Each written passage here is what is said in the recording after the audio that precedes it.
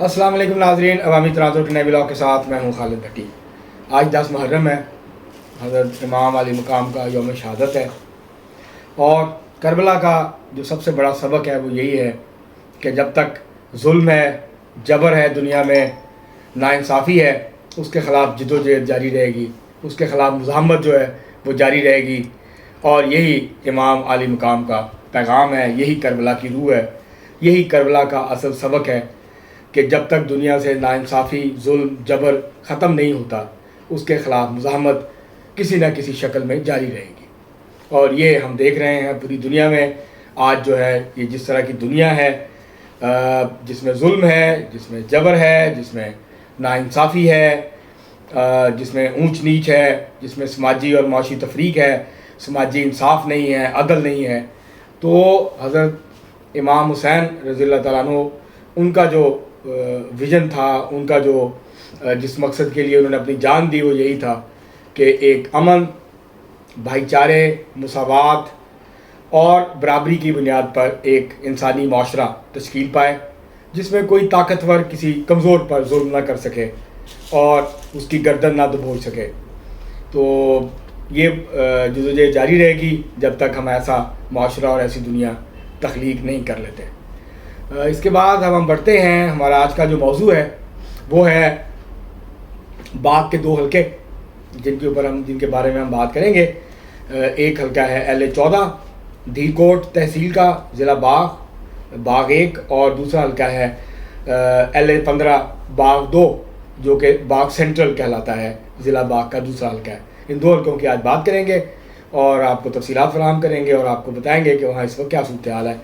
اس سے پہلے کہ ہم آگے بڑھیں، آپ کو تفصیلات فراہم کریں، آپ سے گزارش ہے کہ اگر آپ نے ہمارا چینل عوامی تناظر ابھی تک سبسکرائب نہیں کیا، اس کو سبسکرائب کر لیں۔ آپ کو ویلاگ پسند ہے اس کو لائک کریں، شیئر کریں اور مہذب انداز سے اپنی رائے کا اظہار کریں۔ بیل آئیکن ضرور دبا دیں، ٹلی ضرور کھڑکا دیں۔ اب ہم بڑھتے ہیں اپنے آج کے موضوع کی طرف۔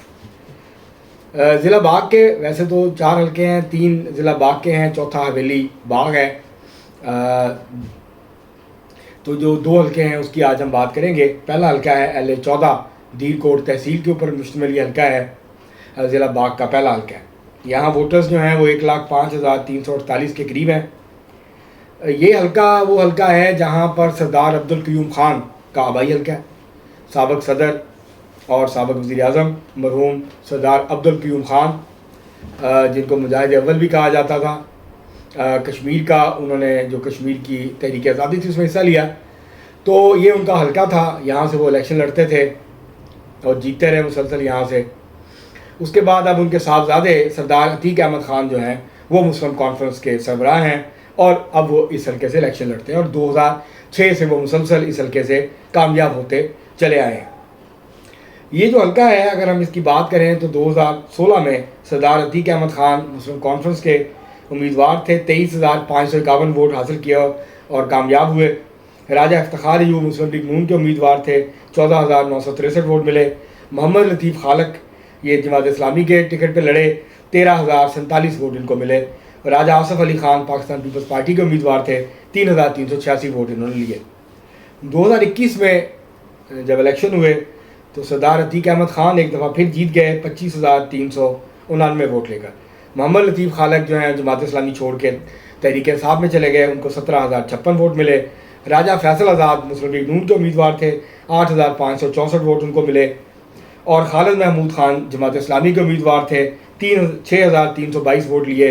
اور اس طرح سے یہ الیکشن جو ہے وہ سردار عتیق احمد خان جیت گئے۔ تو سردار عتیق احمد خان نے یہاں سے کوئی الیکشن نہیں ہارا، اور یہاں یہی ہوتا ہے، دراصل اس بات کا فیصلہ ہونا ہوتا ہے۔ سردار عتیق خان تو جیت جاتے ہیں، پہلے سردار عبدالقیوم خان جیت جایا کرتے تھے کہ دوسرے نمبر پہ کون آئے گا اور تیسرے نمبر پہ کون آئے گا۔ آپ کو یاد ہوگا ایک وقت ہوتا تھا جب جہانگیر خان جو ہیں وہ اسکواش کی دنیا کے بے تاج بادشاہ تھے، تو یہ سب کو پتہ ہوتا تھا جیتنا انہوں نے، 5.5 سال وہ کوئی میچ نہیں ہارے، بس یہ فیصلہ ہونا ہے کہ دوسرے نمبر پہ کون آئے گا، ان سے فائنل کون کھیلے گا۔ جیتنے کی بات کوئی نہیں کرتا تھا کہ جیتنا تو جہانگیر خان نہیں ہے۔ تو یہی صورتحال اس حلقے میں پہلے سردار عبدالقیوم خان کی تھی، پھر سردار عتیق احمد خان کی ہے۔ اب سردار عتیق احمد خان ایک دفعہ پھر یہاں میدان میں ہیں۔ مسلم لیگ نون نے راجہ فیصل آزاد کو میدان میں اتارا ہے، اور محمد لطیف خالق جو ہیں وہ PTI کے ٹکٹ پہ قسمت آزمائیں گے۔ ابھی باقی ٹکٹس کا فیصلہ ہونا جو ہے وہ ابھی باقی ہے۔ اگر ہم بات کریں LA-15 باغ سینٹرل کی، تو یہاں ووٹرز 1,05,936 کے قریب ہیں۔ یہاں پر جو ہے یہ سردار جو ہے قمر زمان خان کا حلقہ رہا ہے، یہاں سے وہ کئی الیکشن جیتے، اور اب ان کے صاحبزادے سردار ضیاء قمر جو ہیں وہ یہاں سے اس وقت نمائندگی کرتے ہیں کشمیر لیجسلیٹو اسمبلی کے اندر۔ یہاں پر وہ ہارے بھی ہیں، جیتے بھی ہیں۔ تو بہرحال 2016 میں مشتاق منہاس مسلم لیگ نون کے امیدوار تھے، 25,944 ووٹ لیے۔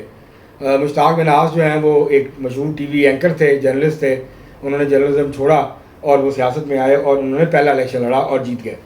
خورشید احمد خان PTI کے امیدوار تھے، 13,409 ووٹ لیے۔ سردار قمر زمان نے 9,267 ووٹ اس حلقے سے حاصل کیے تھے۔ پھر 2021 میں الیکشن آئے جب، تو سردار تنویر الیاس تحریک انصاف کے ٹکٹ پہ میدان میں اترے، پہلا الیکشن لڑا، 19,825 ووٹ لیے، جیت گئے۔ سردار ضیاء القمر 14,558 ووٹ لے کر دوسرے نمبر پہ آئے۔ مشتاق منہاس 11,076 ووٹ لے کے تیسرے نمبر پہ آئے، اور راجہ محمد یاسین خان مسلم کانفرنس کے امیدوار تھے، 9,964 ووٹ لے کر یہ انہوں نے ووٹ حاصل کیے۔